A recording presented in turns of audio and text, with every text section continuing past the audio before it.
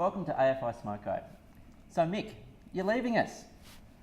Yes, Richard, I've had enough. The staff are revolting and I've decided to get out. It's about time. Well, I mean, we're pretty sick of you too, Mick. So where are you going to? Tell us about what you're moving on to.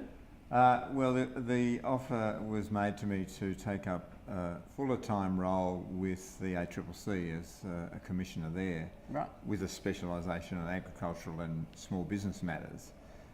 So that's a bit of an extension of what I've been doing part-time while you've been gradually taking the reins here. So it's like all good farms, we had a succession plan.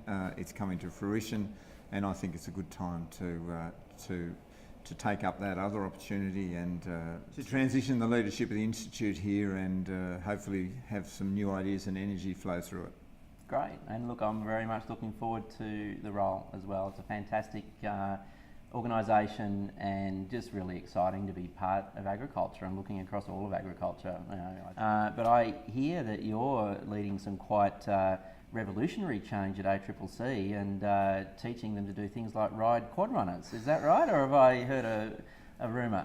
We do have a slow infusion of R.M. Williams and Akubras and blue shirts and yes, some actual on the ground training. In fact, we even had some staff in the chill rooms at one of the major abattoirs mouthing cattle carcasses. So we're certainly bringing a bit of an agricultural flavour to the ACCC. That would have been quite an experience, I'd imagine.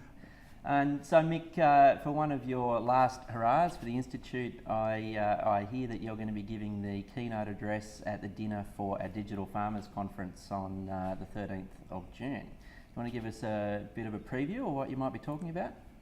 Well, I thought it would be a good opportunity to reflect on some of the changes that have occurred in agriculture over the last couple of decades. I think we tend to think of the sector as a bit static and unchanging, but when I reflect, when I first started with the Farm Institute, the main issues were drought and the continuing debates about deregulation of things like grain and dairy.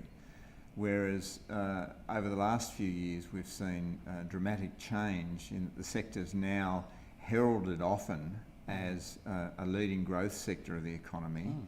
It's got issues around inability to attract enough labour, and we've got the Prime Minister over in Europe championing agriculture as the focal point of some of his trade talks. So that turnaround is quite dramatic, and at the same time we've had a turnaround in the technologies.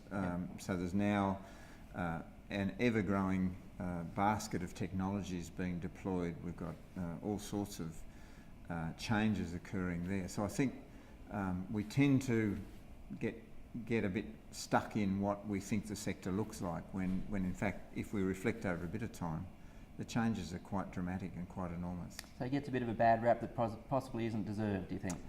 No, well, I think if you look at the sectors of the economy in terms of indicators like labour efficiency, in terms of issues like productivity growth, the agriculture sector is actually one of the leading sectors of the economy.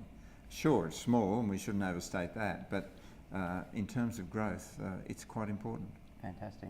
All right, look, really looking forward to that, and please register to get along to the conference. All the details are on our website. The early bird discount, which I think is 10%, ends at the end of the month. So really encourage you all to get along. It'll be a great conference. It'll be a good event. Should be great. We'll see you all next week. Okay, off you go. Oh, you're recording already? Yeah, I've been... All right, are you ready? Just chill. Okay. Talk. What do you want us to talk about? Talk. We're going to talk about Mick leaving and being sick of us. You like try and look relaxed? Well, if I look like this, I'll get into trouble. No, but